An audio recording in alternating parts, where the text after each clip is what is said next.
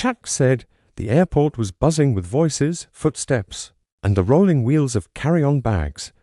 The announcement board blinked as flights came and went. But right in the middle of all that noise, something was happening, something quiet. At first, but powerful. Something no one around quite noticed yet, except for a few watchful eyes. She stepped into the terminal like she had a purpose, and she did. Black heels clicked against polished tiles. Her posture was calm, confident. She wasn't loud. She didn't look like someone chasing attention. But that's the thing, power doesn't always shout. Sometimes it walks in quietly and changes everything. The airline staff barely looked up when she approached the first-class counter. One of the women behind the desk glanced at her, sighed under her breath, and tapped something on the keyboard. "You sure you're in the right line, ma'am?" she asked, eyes darting up and down, sizing her up. Her tone wasn't just doubtful. It was laced with something colder. The woman blinked. She didn't answer right away. She handed over her platinum ticket without a word. Her nails were clean, shaped perfectly. Her ID sat next to it, name clear, Dana Jefferson. The woman behind the desk scanned it, and her fingers paused for a split second. But whatever realization had started to form in her mind didn't quite register yet. "Please step aside. We're assisting priority members right now," the staffer said, her voice clipped. Dana didn't move. She tilted her head slightly. The people in line behind her started watching more closely. A man in a polo shirt chuckled and muttered, "She must think this is spirit or something." Dana didn't flinch. Her voice was steady. "This is the priority line," she said. The second staff member, a younger man with a lanyard around his neck, leaned over. "Look, Mum," he said, trying to keep his tone light. "If there's a problem with your ticket, security can handle it. Otherwise, please wait." She looked down at her phone. The screen blinked with messages from her assistant, from her legal team, from New York. She had 5 minutes before boarding. "That was enough. You're making a mistake," Dana said. Still calm, still unmoved. The staff rolled their eyes. "You people are always saying that." And there it was. Quiet, under the breath, but loud enough. The woman in the blue blazer at the counter didn't realize the mic near her collar was on. Didn't realize her voice had traveled a little too far. But someone did. Across the terminal, a teenage boy sat quietly, watching. He'd noticed her the moment she walked in. Not because she was loud or dramatic or flashy. She was just centered, solid, different. He didn't know who she was, not yet. But he saw the way people moved around her like they didn't know what to do with her presence. The boy shifted in his seat, glancing at the older woman next to him, pregnant, pale, sweating. She was clearly exhausted. The gate agent hadn't let her board early, said she didn't look far along enough. She looked like she was about to pass out. The boy stood. He offered her his seat. She looked up, surprised. "Are you sure?" He nodded. "Yeah. I'm good." She sat down slowly, murmuring thank you, but something else caught her attention over by the counter. The black woman in the black suit, the rudeness from the airline crew, the growing tension in their voices. She turned to the boy. "Do you know who that is?"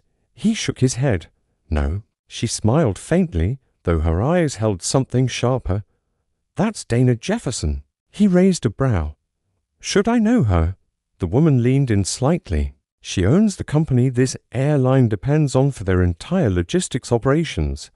Without her contracts, this airline would crumble, and they're treating her like she doesn't even belong here." The boy's eyes widened. He turned back to look. Dana was still standing there, still calm, but now her hands were in her pockets. Her phone buzzed again. A text from her assistant. "CEO of Globaline just landed. They're at gate 6 waiting for your final confirmation." Across the intercom, the boarding call rang out. "First-class passengers for flight 408 to San Francisco. Please proceed to the gate." The staff at the counter didn't even glance at her. They called to names ahead, motioned for them to pass. Dana still stood in place, not because she couldn't walk away. She was giving them a chance, a moment to course correct.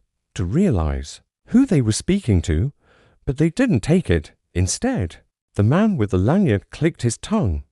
"All right, that's it. Security will escort you if you're not compliant." The security guard approached from the side, touching his radio. "Mum, do we have a problem here?" She turned toward him, pulled her ID slowly from her jacket pocket. She held it out, not just her boarding pass, not just her license, but a small federal badge.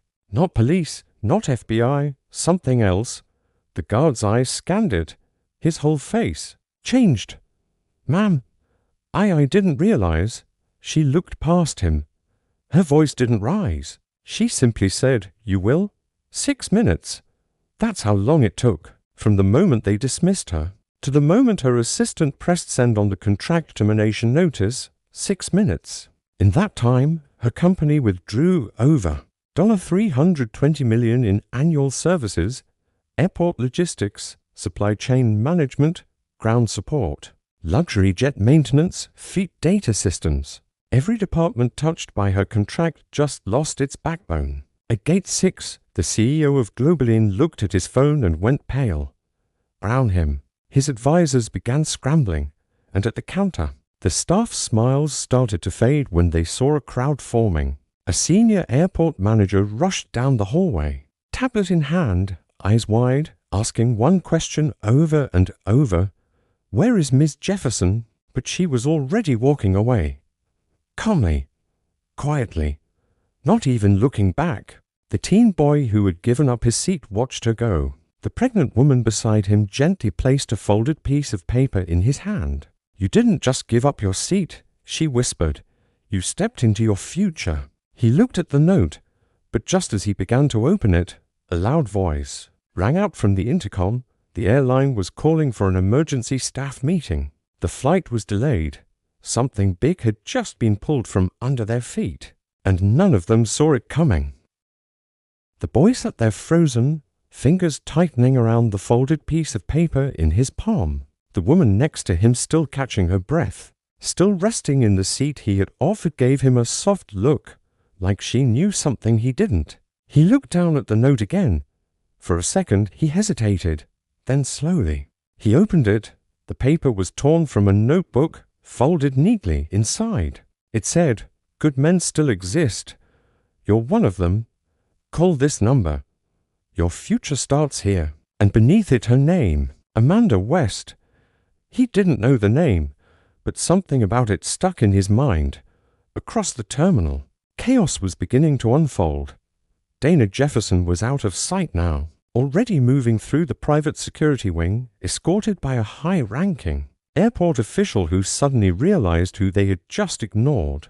But back near Gate 3, the airline staff was scrambling. The manager's voice was tight and low as she spoke into her earpiece. "We've made a critical error. She's not just a VIP. She is the contract. I repeat, Dana Jefferson just pulled the master agreement. Get corporate on the line now." Passengers were starting to notice the commotion. First-class boarding was paused. A few of the priority members, dressed in suits and designer clothes, exchanged confused glances. "Wasn't that woman just here?" one asked. The male staffer who earlier had told her to wait was now pale. He had pulled out his phone, searching her name, and what came up made his stomach sink. News articles, photos, a feature in Forbes, the woman rebuilding air logistics. One deal at a time. Another headline, Jefferson Holdings partners with Globalin to modernize the aviation backbone. Across 12 countries. He looked up at the female staff member beside him, who had made the snide comment. Her face had lost all its color. "We didn't just insult a passenger," she muttered.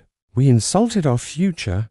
In the waiting area, the boy, his name was Malik, sat back, still staring at the number on the note. His fingers hovered over his phone, unsure whether to call. What did she mean by "your future starts here"? He was 17, high school senior, quiet, always observing. He wasn't rich, wasn't connected. He had saved for that ticket for months. His mother worked 2 jobs, barely making rent. He knew the value of every dollar he spent. That trip he was about to take, It was supposed to be for a scholarship interview in San Francisco. A chance. Maybe his only one. But now, here he was thrown into something he didn't understand, caught in the storm of someone else's power. He looked over at the pregnant woman again, Amanda West. She smiled softly and said, "You have no idea what you just walked into, do you?" He shook his head. Slowly. "Not really." She leaned back. "Let me tell you something about Dana Jefferson. She doesn't just build contracts, she builds futures. When she sees someone with heart, with integrity, she invests. Quietly. No spotlight. No cameras. She moves in silence but changes everything." Malik blinked. "Why would she care about me?" Amanda smiled. "Because you stood up, not for yourself, for someone else. That's rare now." She noticed. So did I. Before Malik could respond, he noticed 3 men in suits rushing past toward the gates. They wore badges, earpieces, and urgency on their faces. One held a tablet, another a phone, and the third scanned the area like he was trying to find a ghost. "Where did she go?" One of them asked the counter staff. "She just walked off," the woman said, barely holding her voice steady. "Walked off," the man snapped. "She just cancelled a multi-million-dollar contract that affects over 20 regional airports, 2 international hubs, and a core revenue stream. Do you realize what she means to this airline?" The male staffer tried to explain, but the executive was already on the phone. "We need damage control now. Tell the board we're trying to re-engage. No, we haven't reached her yet. She's gone." Dana was already being led through a glass door behind the private lounges, escorted to a separate wing where executives and diplomats usually traveled. She didn't speak. She didn't raise her voice. But with each step she took, the world behind her shook a little more. The airline's corporate office, located in a high-rise downtown, was lit up with red alerts and internal pings. The contract Dana just cancelled affected more than this airport.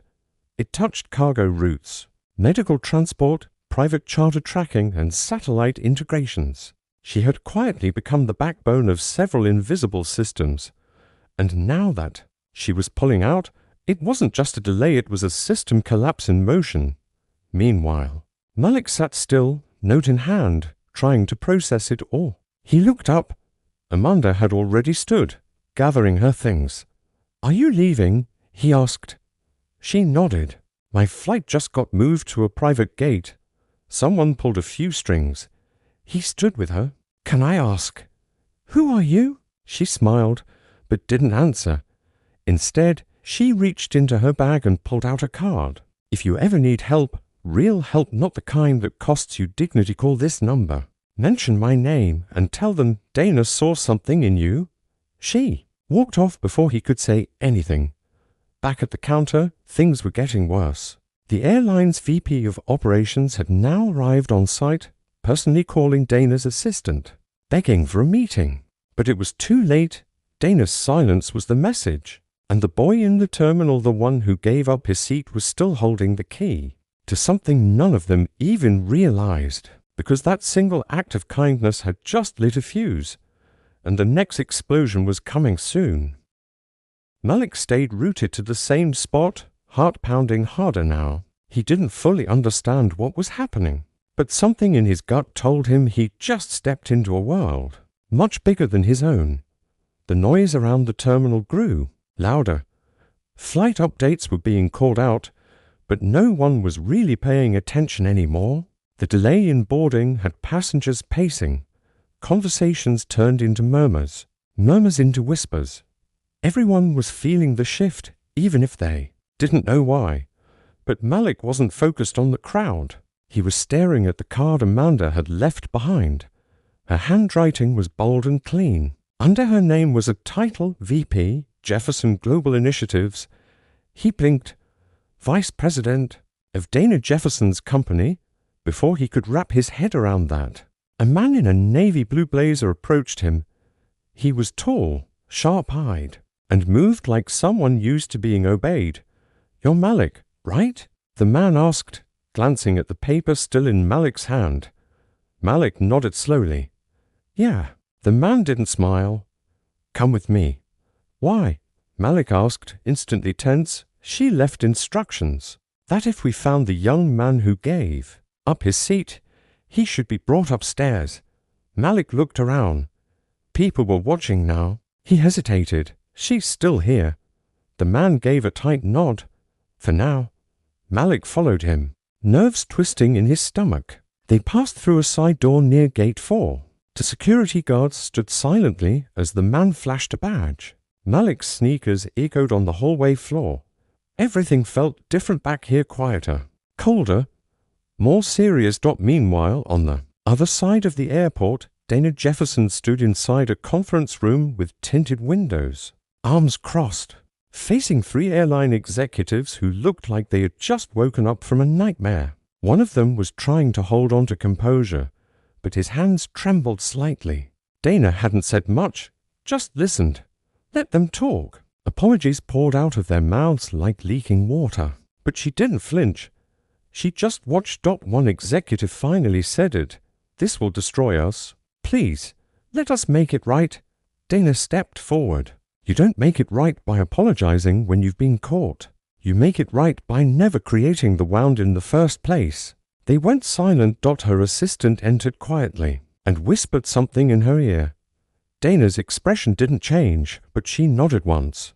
Bring him up. Down the hall, Malik was being led into the elevator. His palms were sweaty. He had no idea what he'd say when he saw her. What could he say? He wasn't from money. He didn't have connections. He was just a kid from the South Side, raised by a single mother, holding on to a dream that always felt a little too far away. But she had noticed him. As the elevator doors opened, the man guiding him stepped aside. She's waiting inside the room. Dana turned slowly as Malik stepped in. Her gaze landed on him, not cold, not intimidating, just strong, measured, like she saw everything in him at once. You offered your seat, she said, voice calm. Why? He swallowed. Because she needed it more than I did. Dana's eyes didn't blink. That's the kind of decision most people talk themselves out of. You didn't hesitate. Malik stayed quiet. She turned to her assistant. Show him the video. A tablet was handed to her and she passed it to Malik. On the screen was a security camera angle wide, above the gate. He watched himself get up, help the pregnant woman into the seat. But that wasn't all. In the corner of the frame, Dana stood at the counter, the staff dismissing her, ignoring her, then calling security. It all played out in silence, but it was clear. And damning. She spoke again. You didn't just do the right thing. You did it when no one else around you was paying attention. That's rare. He looked up. I didn't know who you were. That's exactly why it matters, she replied. But even as this conversation unfolded, tension elsewhere was rising. In the airline's executive offices, emails were flooding in from partners, investors, and government liaisons. Word had spread fast. Dana had pulled her support. The company's stock was already dipping. And it wasn't just about money, it was about reputation. A headline was circulating across social platforms. Airline staff her asses, black executive loses. $1 billion contract within minutes. But not everyone wanted to fix the mistake. Inside a closed office, to mid-level executives whispered about what happened. One of them, the same man who had mocked Dana earlier at the counter, now felt the walls closing in. If they tie her departure directly to us, we're done, he muttered. The other nodded. We need to spin this, make it about technical errors, flight rescheduling, anything but that. You really think it'll work? If we muddy the story fast enough, maybe. But they didn't realize the truth was already out. And Dana hadn't even said a word to the press. Yet back in the private lounge, Dana sat across from Malik, tapping her fingers lightly on the glass table between them. Tell me about yourself, she said. He blinked. Me, yes. What do you want? Malik looked down for a second. I want to go to college.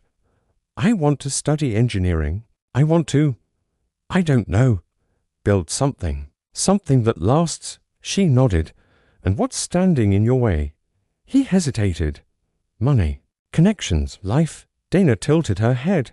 Let's change that. He stared at her, stunned. But she wasn't offering him a shortcut. She was offering him something harder. Something real, still, outside that room. Things were far from settled. The airline's legal team was now on edge. Internally, mails were being flagged. Whispers about Dana's quiet influence were growing louder, and the question on everyone's lips was, what will she do next? No one could answer, because Dana Jefferson never acted out of anger. She acted out of principle, and that made her unpredictable, powerful, and dangerous to the ones who underestimated her, the pregnant woman. Amanda was already in the air by now. She reclined in a private cabin, looking out the window, smiling faintly.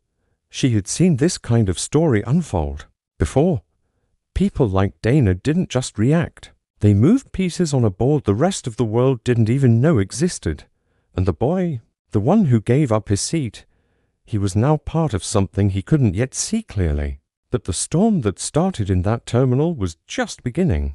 And before it ended, more lives would be pulled into its path.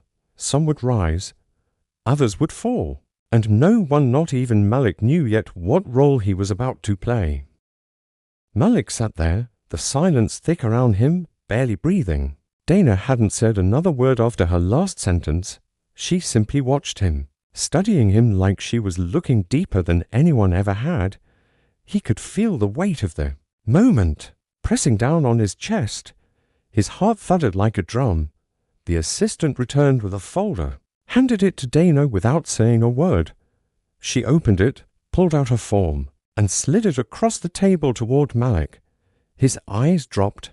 It was an application, an early entry form for Jefferson Scholars Program, fully funded, international placements, reserved for students with potential, not privilege. This isn't a handout, Dana said, her voice low. It's a door. You still have to walk through it. He looked up, unsure. Why me? She leaned back. Because I believe in investing, early, in people who don't expect it.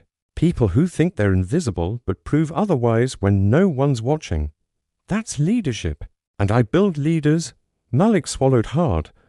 But before he could say another word, the assistant's phone buzzed again. She answered it quickly and her face tensed. She turned to Dana. They leaked it. Dana's jaw tightened. She stood slowly, walked over to the wall screen. Her assistant tapped in a code and brought up a live feed. A news channel. The headline was bold. Airline accused of harassing black businesswoman loses major contract hours later. But it was the subheading that caught everyone's eye. Internal sources claimed teen helped spark billion-dollar fallout. Malik's name hadn't been used, but there was enough in the story that someone could trace it. They'd already grabbed blurry terminal footage. Social media was beginning to buzz. And worse, someone inside the airline had started spinning the story to protect themselves. They're trying to paint it like you overreacted. The assistant said that this was just a misunderstanding. They're using coded language, saying you were uncooperative, that your ID raised procedural flags. They're even floating the idea that security was involved for safety, not status. Dana stared at the screen, her fingers slowly curling into fists. Malik shifted in his seat, the air around them getting heavier. They're blaming you now, he said, voice soft. After everything? No, she replied. They're trying to erase what really happened, bury it before it spreads. But they made one mistake. What's that? She turned to him, voice steady. They left a witness. You, Malik, felt his breath catch. I don't know what I'm supposed to do. Dana walked over, stood right in front of him. You speak, if you want to, if you're ready, if you understand what it means. He blinked. But what if they come after me? They will, she said plainly. They'll question your story, twist it, dig into your past, look for any reason to discredit you. That's how this system protects itself. But what they don't know is, you're not alone. Malik looked back down at the folder in front of him. His fingers touched the pen. Outside the quiet room, the airline's upper management was falling into panic. The leak had gone further than they expected. Reporters were now calling the PR team non-stop. A few employees had already started posting on social media, sharing screenshots of internal chats, messages that exposed how staff had talked about Dana behind closed doors. One post had gone viral in under 15 minutes. A blurry photo of Dana at the terminal with a quote, "She stood silent." While they tried to make her small, she didn't need to shout to shake the ground. But while the world outside was starting to burn, someone inside the airline was still trying to pull strings. In a back office, the regional director was pacing fast, barking orders over the phone. "Get legal involved. We need to silence this story. Reach out to the press. Tell them it's a breach of confidentiality. Tell them it's being exaggerated for clicks. Do something." A younger staffer stepped in, nervous. "Sir, someone from Jefferson Holdings just requested a meeting with the Department of Aviation. They're moving fast, like they're going to the federal level." The director froze. That wasn't just a contract dispute anymore. That meant oversight, investigations, possible hearings. Back at the airport, Malik stepped outside the lounge with Dana and her team. The hallway was quiet, but tension wrapped around them like static. His phone buzzed. An unknown number. He didn't answer, but a voicemail popped up immediately. He pressed play. It was his school principal. "Malik, we've had reporters calling. I don't know what's going on, but you need to be careful. If there's anything you need, call me." He looked up at Dana. "How fast is this going to get?" She didn't sugarcoat it. "Very fast. But it's not about speed. It's about direction. And I already know where this is going." As they walked toward the private exit, the crowd in the terminal was growing.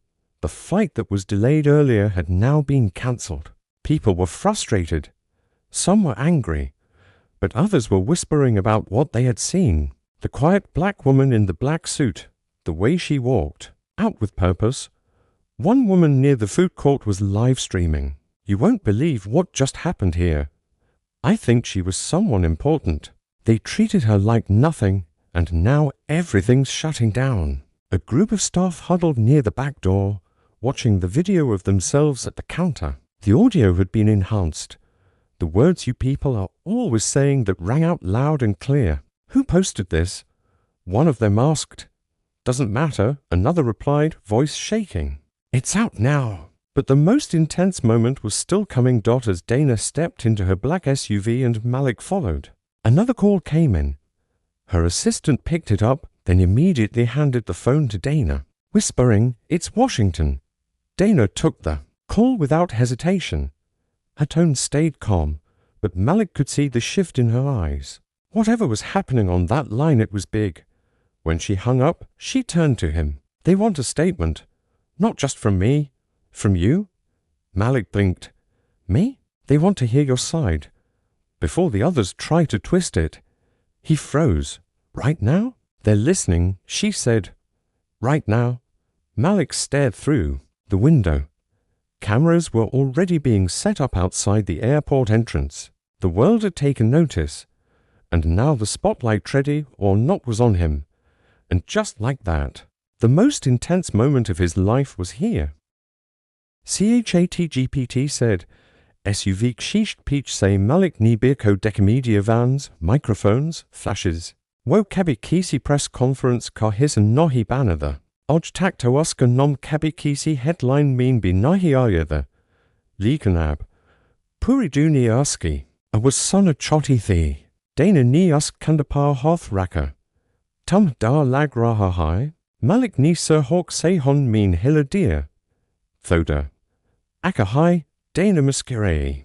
Jab tum dar lage or furby such boln kof vise lukaro, tapitum bodalti ho. Or, tap dunia bi bodalti hai. Malik ni Jerry Sons li, for SUV kodar was a cold deer. Bahar kadam raka, to logan chair uski taraf goom gay. Kuch cameras us par zoom kargay, leaken us and surfi ke bot so chiapni meye karchera.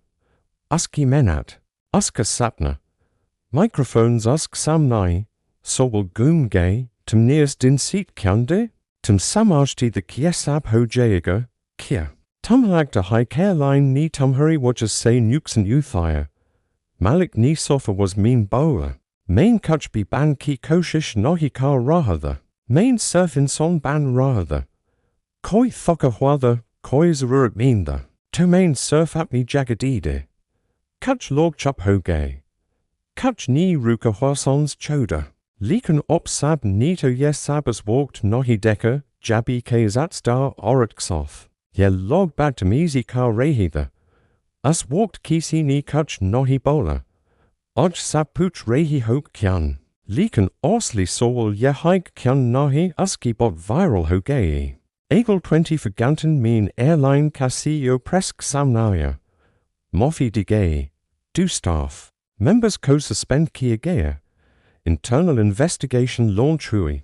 Dana Jefferson ni naya contract sign kiamagakisi or airline ksof. Wo airline jahan diversity serve ek poster kolafs nahi ek system kar hisathi. Or Malik. Uska phone biter raha. Scholarships, interviews, foundations. EK National Mentorship Initiative kar hisaban gea. Jefferson Holdings ki taraf sayusk. Lifel Ride Scholarship announce hui. Lekan sabs bara reward. Astan sika kaslayat imandari. Or choti si madit kisi kolnasi badal sok ti hai. Kabi kabi, surfi ke jagadi dina kisi ko, zindagi bar kar rosta di sok ta hai. Moral of the story, insaniyak kabi choti nahi hoti. Jabtan kisi ksoth sohi bartal kart ho. Cheyi dunia dek rahi ho yonahi, tam ke kingari ban jota ho. Shayad tumhus walked lage tam kuch choti si madit kar rehi ho. Lekan wo madit kisi or klai ke nai zindagi kar rosta ban yoti hai. Or jabtan sachik soth kate hot ho. To serftam nahi bodoltit and dunia ko be bodaln lagged. Ho!